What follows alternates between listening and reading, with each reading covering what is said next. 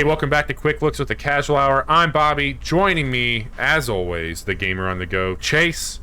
Chase, we're going to check out Kena, Bridge of Spirits. I'm excited. This game looks gorgeous, and it's on a thing that I have. So those are two big things for me. And we're playing it on that thing that you have. Me, the PC snob. I hate saying that, but me, who plays a lot of stuff on PC these days, I actually have the PlayStation version. And I'm very happy with that purchase so far. Before we go into what this is, like and subscribe to our channel. We do a lot of fun shit here at the Casual Hour. We do quick looks like the one you're about to watch, where we show you a little bit of the game that we're enjoying or a game that we've played a long time ago. We stream 3 nights a week over on Twitch. We bring those videos on demand over here to YouTube for you to enjoy as well. Like and subscribe to stay up to date on all the shit that we're doing. Chase, what can you tell me about this game besides where we can play it? I can tell you it was developed and published by Ember Labs. I believe this is their first game, and holy shit, pretty damn good for your first game. Yeah, it's a little bit cheaper. It's $40, so not a completely full price release. And like you said, it's on PC, PlayStation 5, and PlayStation 4. So far, no word on an Xbox, and I highly doubt something like this would even play on the Switch. Yeah, but yeah. So one of the reasons I picked it up on the PlayStation 5 is I really wanted to take advantage of some of those haptics and the triggers and all that, and it does not disappoint at all. And look, it looks great. We're playing this on the performance setting, which is going to get us 60 frames a second with an upscaled 4K. You can play it at a native 4K at 30 frames, but I think that this looks fantastic, and this is how I want to enjoy playing it. Yeah, I mean, you know how people say, "Oh, this game looks like Pixar." Somebody made Pixar into a game, and it never really is. Yeah. I also wouldn't say this one is, but I think it's DreamWorks quality. Maybe it's more just the art style that reminds me of DreamWorks, but it is extremely crisp and super. Just look at this thing; it looks gorgeous. I know, and it's got the cute factor here with all these cute little rots. I'm sorry. So those are rots that are by my feet. We are collecting them, and we can outfit them with hats. Look at their hats, man. Oh yeah, they're real cool. This is an action platformer. It's going to do the whole Dark Souls. Let's put your attacks on the shoulder button. So you've got a light attack, and you've got a heavy attack that you can charge up with some really nice resistance there on the right trigger. You can shoot a bow out of your staff also. You don't collect ammo, but you do have a timer, so I have 4 arrows and I can shoot them quick like that, or I can hold down and get a little bit more oomph on it. You can use the rot to solve puzzles, and you can use them in combat. There is some upgrading that you can do based off of currency, so there's a few different types of currencies you get. You're also collecting those rots, and those rots will upgrade based off of the amount you have. So I think I have like 19 or 20 at the time of this save, and 35 is the next level for that. Okay. Also, in the game, the whole thing is that you are, I guess a Spiritfarer is a way to put it, not to be confused with the game Spiritfarer. But they make these wooden masks for people when they die in this culture, and as the mask rots away, that is the journey to the afterlife. But along the way, you can get lost in the afterlife, and that's where you come in, and you are to help people. Where I come in? Yes, you and me, the royal you and me. The royal you. Gotcha. Okay. You have to help them get back on track, and so we're looking for Taro, and you found Taro's brother. Yoko Taro. We're gonna get near Automata 2. Yes. And we're trying to find him because he has lost his way to the afterlife, and so we have to find 3 artifacts. I have 1 of those so far, and once we find the other artifacts, we will then have to confront Taro and try to remind him of who he is. Okay. So you're going to notice that there's some corruption in this land. It looks kind of like Destiny, Siva kind of stuff. Yes. That's going to spawn an enemy type that there can be some pretty shitty fights. Like, there's been some big-ass bosses, and it's not Dark Soul levels of frustration, but it's a little bit more involved than, I don't know, like a Legend of Zelda or like a Banjo and Kazooie or something like that. So we're going to get into some of that. We are at a point now where to get into this next big shrine area, you have to find these 4 shrines, and they're going to have some puzzle mechanics on it. I have gotten past this part. I did want to show off what we're trying to do. So eventually we want to get through this door, and that'll happen once we do this here. So I thought I'd show you how you do some of the dungeoning or some of the puzzling that this game offers. And with that, we'll encounter some combat as well. So we are at one of the shrines. We're at the fishing shrine. And the game doesn't hold your hand a whole lot. I know just from playing it that typically there's going to be a shimmer. That means that you can interact with it by shooting. So I know that there's another one over here. And we've got another one over there. And one last one. But that didn't do anything besides spawn an enemy type here. Oh, okay. So I'll take them out. So we did it wrong. So we're back to this being reset. You do have a shield, but this is also a way that you interact with things in the world. So you do this burst that goes around.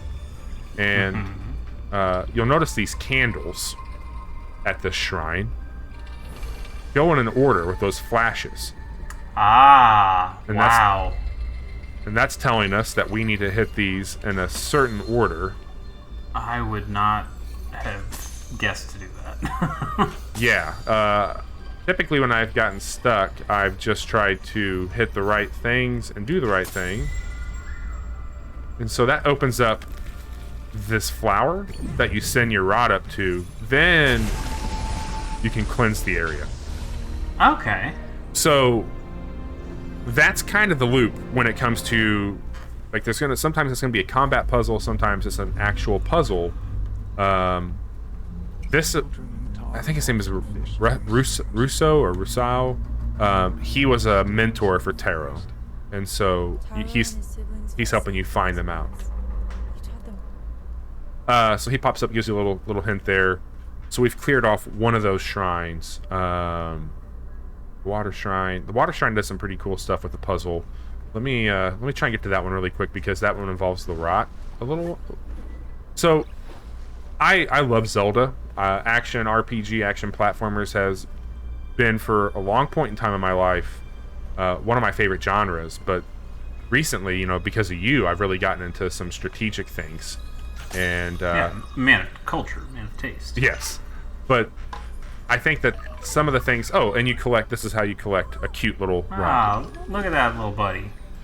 So you'll find little things like that in the world. But this is a game that I wouldn't say there's tribal knowledge by any stretch on like how to do things, but if you've played a game like this, you can absolutely figure out some of the mechanics on like double jumping here, climbing on this ledge that's white, move this tower over here so you can put weight on something. So I can't activate this yet, but this is what we're trying to get into with those shrines. So you can see now that we've got one of those flames lit, and we've got 3 more that represent the other 3 here. I thought the place with the barrier was the place you were trying to get into. So that's true. That's to get into that pathway, but this is going to get us the tool to do that. Okay. So it's not a Metroidvania in that sense, but like it will tell you, hey, you need to get a few more things in order to go past this Sure. point. I mean that's pretty Zelda-like, right? Yep. Get a thing so you can go progress in a different place. You got it. So this is the Great Tree, and this is another shrine. This one's going to do some nice stuff with traversing, but also there's some fun combat here. You'll get it. So anytime you see that icon pop up, that means that your rot can interact with something. A lot of it's just giving you currency. I have not seen, like, you've acquired a new staff or you've got new clothing yet. That could be something. But these flowers are something that you do interact with. With a full draw of your bow, it teleports you up to it. And I really like that mechanic a whole lot. But I mean, there's so much depth that goes in this game when you look at it. You mentioned DreamWorks earlier. This Ember Labs, they actually were a 3D modeling company that has... Well, that makes sense. Makes a lot of sense, right? So you can see where we're going. That's going to be the target up there. But following what video games have taught us, we need to go to the white ledge. And we can hang on that. Sure. Yeah. And then it kind of does the Uncharted, it does the Tomb Raider, whatever. Horizon, yeah. Yeah. So then you can do that, drop down. You want to jump over, and then automatically grab. So it's got a pretty good mechanic there. Lean and jump, no problem at all. And if I were to drop down here, it's just more of a explore over on that side. But I want to see what we've got here really quick to make sure I'm not missing anything. There are some berries there that will help refill things with our rot. So when that falls down, you're going to see these golden circles in the bottom left corner. They devoured goddamn it. Piranhas over there. Yeah. They love it. So when they come in and grab this, that just replenishes that. Yeah, you don't want to fuck with the rot. They might be cute, but I assure you, they will chew your face off. Don't give them the taste of blood. So we'll hop back over here now, and we're gonna move to shooting across the way to finish getting up here, and this is where it's gonna start to get a little spicy. So that works at a pretty good distance. Yeah, and again, it's a very satisfying traversal mechanic in the game. Actually, we didn't have to come over here. I lied. This was just for getting some goodies. I mean, I like goodies. Yeah, so I haven't delivered any of these yet, but I've found like 3 or 4 packages of spirit mail. So there are some villages that you go into where there's townsfolk and people that you can get to know. And I think that will unlock either some side quest or a little bit more story beats with them. So we're going to hop back over to where we were just to get up to the top of that tree. And that will be where we go. I have found the combat, as I mentioned earlier, to be pretty satisfying. It is a little challenging. It's a bit more than what I'm used to when it comes to these. This is what I gotta do here. We need to take that flower over. I don't like Dark Souls. I should preface that. Like, I don't think you like Dark Souls. Yeah, no, neither do I. Our third co-host is a big fan, but yeah. But yeah, man, this game has got a lot of the trappings of things that I do like out of a game like this, and I'll let you be the judge of it here in a second. You tell me what you think about the combat, because we're really close to it now. I mean, in the trailers I've seen, it does look like there's a lot of cool particle effects flying around as you're doing combat, and that stuff looks real cool. Yeah, totally. And there is a parrying system, which I've never been great at parrying, but I'm going to try and do some of it here. So this is going to engage us into some battling here. Headshots do significantly make a difference. Okay. Oh yeah, I can see the difference. And if you hit somebody in that ember part, it will destroy them pretty quickly. So what are these dudes' deal? Like, are they just... They're part of the corruption.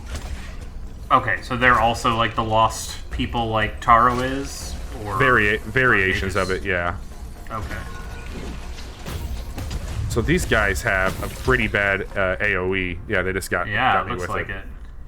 Is there any way for you to heal back up during combat? Yes. So there's flowers, and that last spot that I was shooting the arrow at, there's actually one over there. So I was trying to get to a little bit more of a safe spot before teleporting over there to it, and we'll try to do that. So that flower right there, if you send your rod after it, and they bring you back full health. So we'll do that when we start to lose some health here. Is that only like once per battle, or does that have to recharge? It's only once per battle. So you'll see them out there, and you want to time them out quite a bit. And so I can send the rot over here on him, which I just did. So the rot will take care of that guy now. And that's how you would just trigger them in battle. They can also they can knock those owls or bugs, or whatever you want to call them, out of the sky as well. So like that, he'll just smash him down. I believe bug owls are called bowels. Bowels. Yeah, so empty your bowels. Empty your bowels. So I don't have that yet. Oh, what is getting me? What is happening here? Something got me. Something with the corruption. That wasn't good. Can I not heal up now? Guess I don't have that unlocked yet. That was close. We have like a sliver left. Somebody's shooting at us. And take them out. I think that he's up there. Alright. We'll send our things up there to get him. The rot should knock him out of the tree, hopefully. Alright. There you go. So pretty easy. Yeah, nothing crazy. And your health will come back right away after you're out of combat. So it's automatically going to refill. Gotcha. We'll send the rod up there. And we'll cleanse this area. And now we've done the second part of the shrine. And this was the God Tree one? Yep, so we've done the God Tree. We have water and woods left.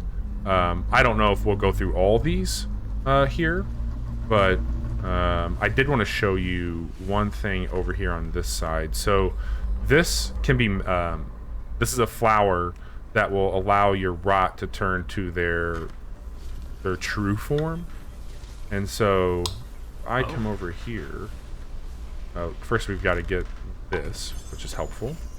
Some currency, but there's a flower up here that lets us sneak up, and we can come around and knock this water droplet down that will hydrate that seed and allow us to knock that out. So we're going to grab a rot while we're up here. Like that. They're so damn cute, man. And then... They are. Are they all the same, though? Like, I know you have hats on them, but they all look the same. There is one on my shoulder that's a little bit different. Okay. That's like one of the first ones you get. And then if I find a cart, if you get the digital version, that you can get a little gold buddy that hangs out with you. So that would be a thing. Am I missing something here? I thought there was something to shoot around here for that. Oh, that's not how you do that. Hopefully I don't die. Good save is right. Where is that? Oh, that's death. That's you didn't. That's not a good save. That is not a good save. Okay, but decent checkpointing. That's useful. Yeah, that'll take you back to here. I'll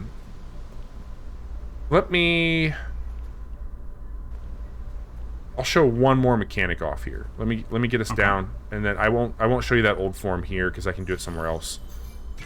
But let me just get us down safely this time around. Okay. So this will take us down. I want to go over to that. We're going to go to the water shrine really quick, and because this is one that you have to use the rock for some of the puzzle solving. And that will be a cool spot to do that. So we'll hop down here and work our way back around. When you've talked to me about this game before, I thought the rot probably played more like Pikmin, and they kind of do, but maybe I feel like maybe it's more like the what are all the little buddies called in Ni no Kuni 2? Oh my god! Like not the Pokemon ones from the first game, but like the second game where they kind of run around you as you're battling. Yes, if you wouldn't have asked me that just now, I would have been able to tell you. I can look it up. I can keep playing. Okay. So we're coming up on this water shrine here, and maybe this might be more Pikmin. I've never played Pikmin, so. We just raised that stone out of the water, and if I do this maneuver, you can see on the right that we start this chain effect of our energy, but we don't quite make it all the way here to the corruption. But if we come over here, you'll see that your rot can interact with this item. So they're holding it, and you can see in the bottom right it says release object, and I can move about my business and nothing happens here. But if I start to aim, I now have the ability to tell them where to go. Okay, so yeah, I mean that is pretty Pikmin. So they're going to bring this over, And once that's there, I say release it. And that's now in place. And I got the same thing over here, where I can tell them to place that here now. So when I move over here with this, and that's placed, release the object. So now when I do it, those all bounce around and opens up the flower. I see. Okay. So we can hit this, cleanse this puzzle here. Higgledies are what they are called. Higgledies, that is correct. That's a fun little game. Yeah, fun absolutely. Big game. Sorry, not little. Nothing little about that game. It's a long game. It's a very long game. So this is not though. This is only like 11, 12 hours. Right. This is a short little slice. So we can't get past this. Honestly, I really appreciate that. Like, I could use more short, cool experiences in my life because, you know, as I mentioned before, I play Destiny, which feels like a full-time job. Absolutely. One last thing I want to show you before we wrap up here. This is what that flower looks like for the true form, and that is what you're unlocking with these upgrades. So when I get to, I'm at route level 2. So with each level, you add more to their true form. So we're going to engage with that, and this is what they look like. So I've got full control over this thing. And I'm actually going to use this to come over here and clear some corruption. So you can use this in battle as well. But I can slam this down, and that's going to clear out all of that, which then I can bring them back to me. This then lets me use the rod again, so now they're going to be able to move that big boulder for us. And I don't know quite where to take it. I think maybe over here would work. So you'll see them carrying things for you to make puzzling a bit more achievable. Yeah. Okay. And I could even ride on this while they do it if I wanted to. Sure. So that's something you use for like those pressure plate kind of puzzles. Hey, bring this thing over here. 100%. Okay. 100%. And then, you know, they can say, hey, move that for me. And now this creates a pathway that I could use to bring that true form up this ramp and do some more stuff back here across the way. Sure. Okay. It does also have a photo mode Necessary these days. that you can do some different things with formatting, but we're not going to do that right now. But yeah, that's Kena Bridge of Spirits. I think for $40 there's a lot of video game here that's worth checking out. It's got a ton of charm. I think the combat's pretty clever. I think the puzzling is engaging, and it sure does have a look to it. And PlayStation and PC right now, as you mentioned, $40.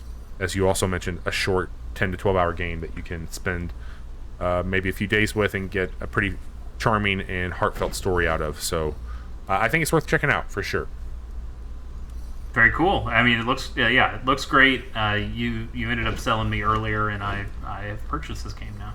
Awesome. I hope you enjoy it. I'm certainly enjoying it, and hopefully we'll have it completed somewhat soon. But this has been Kena Bridge of Spirits. We stream games like this a few days a week over on twitch.tv/casual hour, Mondays, Wednesdays, and Fridays at 10:30 p.m. Central.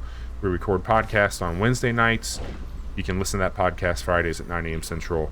And we post quick looks a few times a week as well. Chase, thanks for being here. Thank you all for watching. And we will be back later on. Take care.